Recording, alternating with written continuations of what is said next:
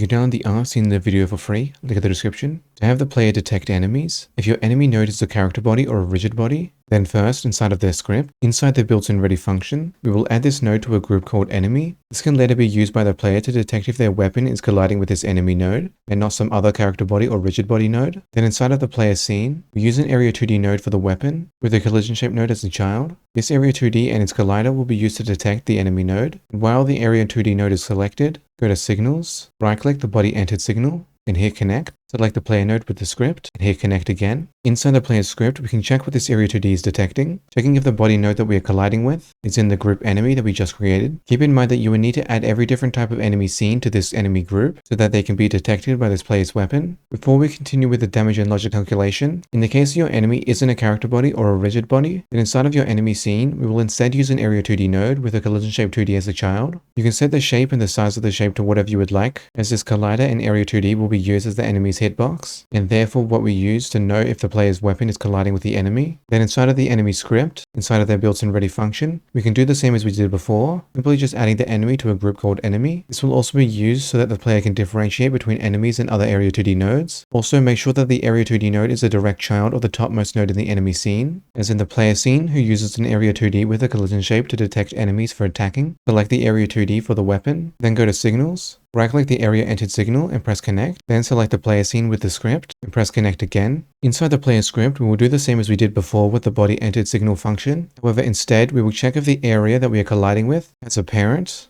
who is in the group called enemy, which this is why we must have the enemy's Area 2D hitbox node as a direct child of the topmost node, as the topmost node has all the code that we want to reach for the sake of dealing damage and affecting the enemy's health variable. Then to make the future code more readable, we simply just need to create a variable called enemy node, which will store the area's parent, which should again be the enemy node, with the enemy script attached. To set the damage system up, inside of the enemy script, I will have two variables, one for their health and another for defense. If you don't want a defense stat, then simply just remove this and ignore all code that relates to it. Then we also create a custom function called take damage, with an argument that will hold the amount of damage that the player is trying to deal, after having calculated everything, considering the enemy's defense and such. Also, I use an underscore in the function's name to stop the function from showing up in the autocomplete of the script, as the player should be the only node and script that activates this function. Then inside, I apply the damage variable to the health variable. I update the enemy's health bar to reflect the new amount. Then if the enemy's health is less than or equal to 0, I would put a death animation here, and would then use the animation player's finish signal function to then queue free and delete this node. However, because I don't have a death animation, I will just directly call the queue free node and delete this enemy.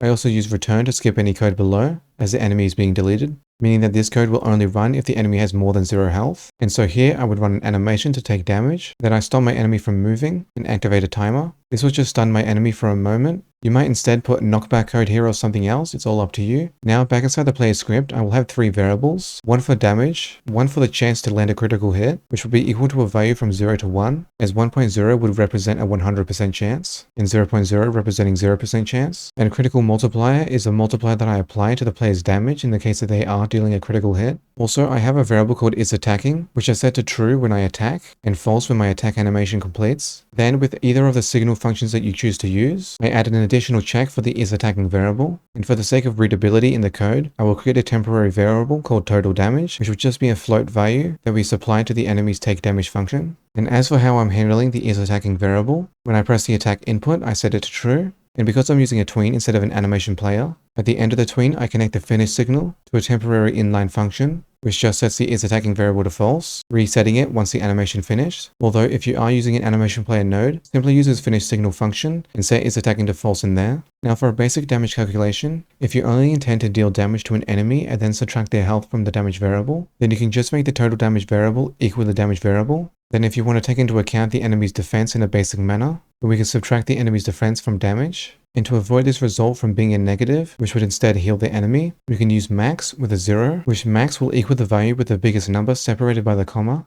meaning that if damage minus the enemy's defense were to equal a negative number, then max would equal 0 as that is the largest number. And finally, to deal this damage to the enemy, we call their take damage function, passing the total damage variable. This basic damage calculation should be fine. However, if you want a more complex system, or if you want this damage calculation code to be reusable by different enemies and other scripts in your game, without having to rewrite it for each script, instead we can create a new script by going to File, New Script. We'll call it Damage Logic and hit Create. Inside, we first give it a class name called Damage Logic. This class name will turn this script into a class, allowing us to use its functions via other scripts by just referencing this class name. Now for a simple damage calculation, we create a custom function called simple damage calc, which will be a static function, meaning that this function will belong to the class rather than belonging to a script, allowing us to use it from other scripts in our game without having to add this script to the scene. And the function will have many arguments: damage for the amount of damage the player is dealing, critical damage mult for the critical damage multiplier, crit chance for the critical hit chance, and enemy defense for the amount of defense that the enemy has. Also, we use a minus followed by a greater than sign towards a float to give this function a float type int, meaning that this function will equal a float value when called, which will allow us to set total damage to this function, as this function will equal that damage amount. Then inside, if the crit chance is more than or equal to randf, we apply the critical damage multiplier. Randf provides a random float number from 0.0 to 1.0, and because crit chance has a value from 0 to 1, it means that if, for example, crit chance equals 0.2, then there would be a 0.2 out of 1.0 chance,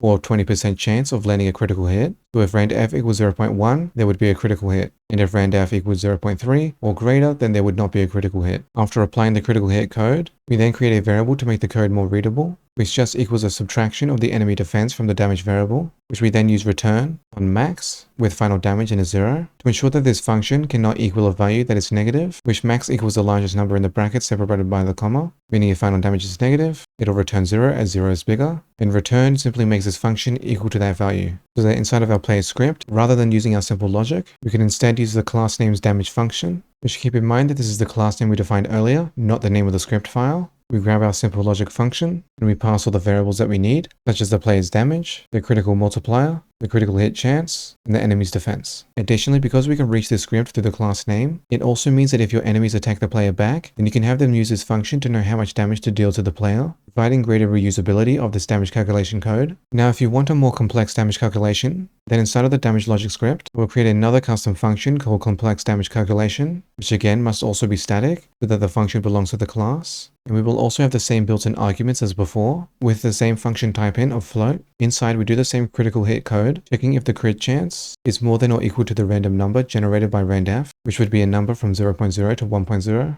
Then if so, we multiply damage by the critical damage multiplier variable. Then for the difference between this function and the simple one, we create a temporary variable for the defense modifier, which again, we make this a variable so that we can make the code easier to read. Inside, we do +1 to the enemy's defense, as to make sure that the log doesn't ever have a 0 value inside the brackets, as that would cause an error, which we use log as the value it equals grows by smaller amounts as the input value increases, meaning that defense has less of an impact on the result as it gets higher and higher, providing a level of diminishing returns after a certain amount of defense. This is mostly for the ease of enemies using the calculation function, as that way the player can't just upgrade the defense to a point of immortality. Then we add 1 to the result of log, as to ensure for the final result is at least 1, again preventing the defense modifier from equaling 0 or a negative value. Then finally, we do 1.0 divided by the rest to get the inverse of the result, meaning that if the result equaled 4.391, then the defense modifier would equal 0.202. Basically just gives us a number that allows us for easy multiplication later with the damage variable, which is what we do with the final damage variable instead of using subtraction. This way, defense hinders the total damage amount, but doesn't completely block it in most circumstances. Additionally, we make the final damage variable for the sake of readability in the code. And finally, we return final damage with max, to ensure that the returned value can never be less than 0, as max returns the largest value separated by a comma. So if final damage was negative, then max would equal 0, as that's larger, and we use return to make this function equal that value.